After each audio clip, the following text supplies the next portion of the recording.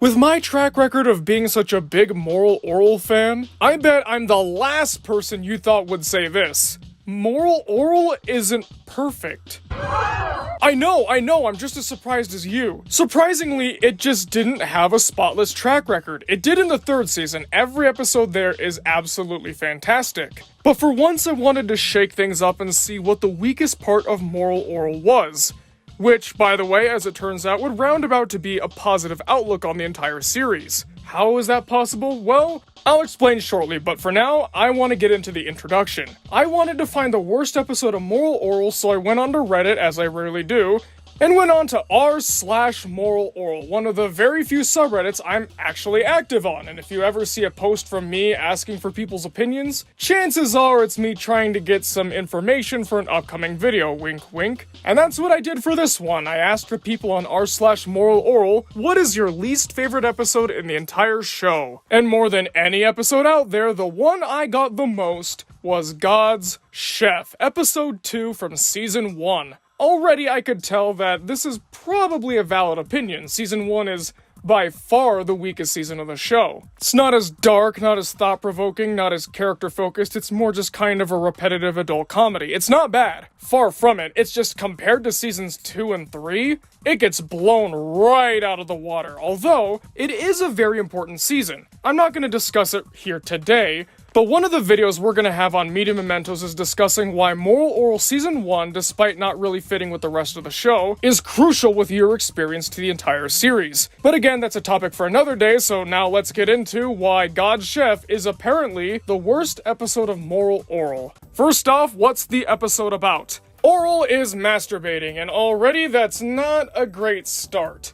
I don't really see Orel as the kind of guy who'd want to do that, and it also seems like he knows it's wrong. Except when he doesn't. When he's talking to Reverend Putty, it seems like he doesn't know that the church thinks that masturbation is a sin. However, when he's talking to the janitor, it seems like he does know that, so I don't really know. Anyways, Orel is taught that masturbation is a waste of his seed. This is making me feel uncomfortable because it's talking about a child. This is not okay. I guess I have to press on anyways for the sake of the review. Anyways, Orel realizes that if he wants to keep doing, that, he actually has to get people pregnant. So he breaks into people's houses and gets women pregnant with his, You can see why a lot of people don't like this one, right? For me, I don't find it disturbing or gross. Well, okay, I do a little bit. It's more bad when I'm actually talking about it, especially to people that I'm sure haven't seen the show yet. But really, this episode's just kinda dull. You kinda get the whole joke from the very start of when Orel has his plan. Other than that, it's just the same thing over and over. Orel's getting these women pregnant and everyone's going, I wonder how that's happening.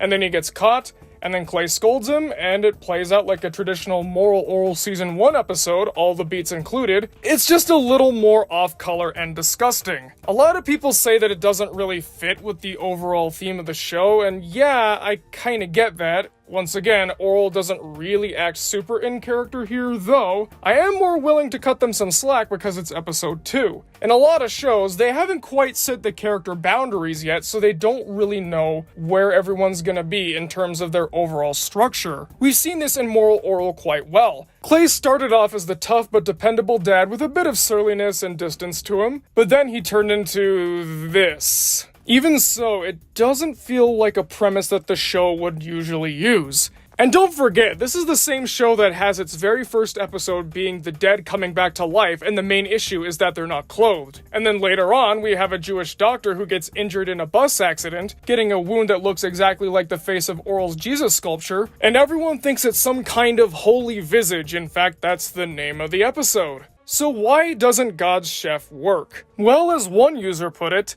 I get that it's only the second episode ever made, but like every character in that episode is so out of character. It really just seems more like a homemade parody episode than an actual episode. Honestly, yeah, that's kinda right.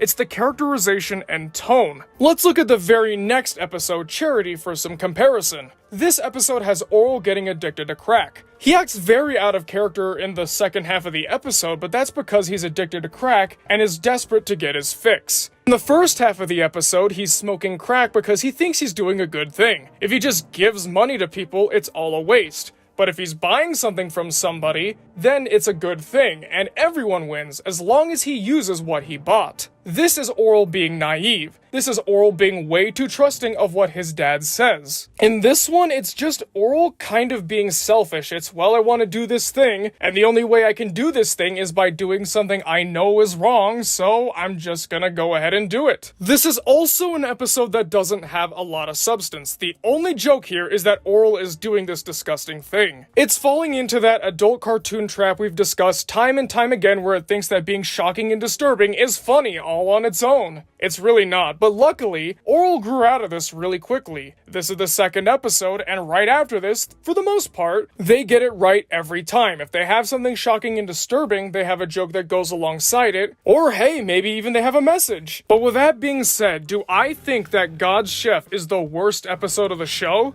No.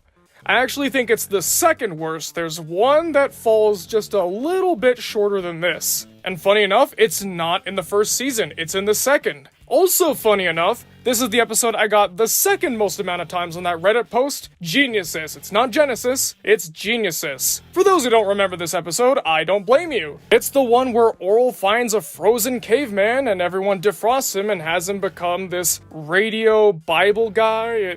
It's not very good.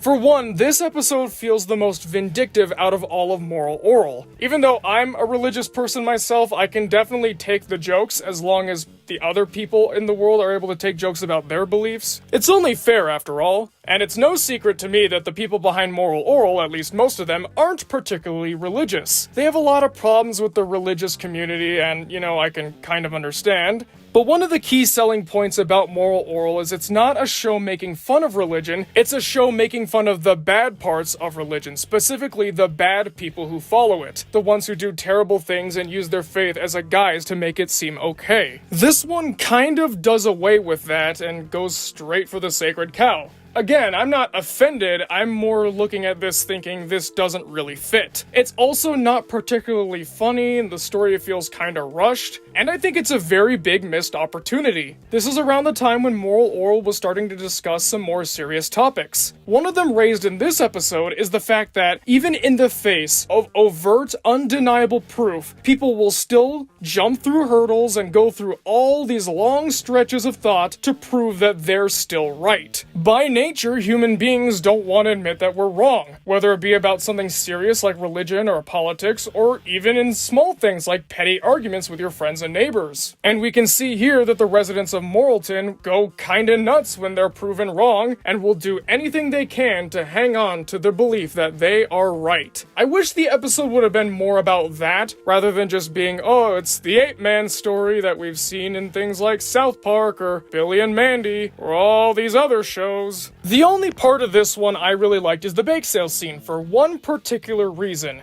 It shows that it's not just Clay and Blaberta that confuse Shapey and Block, it's Reverend Putty as well. So maybe it really is just Orel and Christina in this entire town that can tell the two apart. So I guess that's 1 point in favor for Clay and Blaberta. They're still awful parents, don't get me wrong, but that's 1 point out of 10,000. There's also one more episode I feel like I should bring up, and that's Holy Visage. We talked about that very briefly early on here, and we'll talk more in depth about it later on when it gets its own review. Yes, we're gonna do each episode of Moral Orel, so yay, that's something to look forward to. But a lot of people will point to this review and say, wait a minute, this is all wrong. Holy Visage is the worst episode because it has the worst IMDb rating. First of all, that doesn't usually mean that that's the worst episode of something. Let's use SpongeBob SquarePants for an example. The worst episodes there are Squid Baby, License to Milkshake, Dear Vikings, and Ditchin'. Now, those episodes are all bad, but they are not the worst episodes of SpongeBob SquarePants. If you ask a bunch of fans, it'd either be The Splinter, House Fancy, Little Yellow Book, or so many others.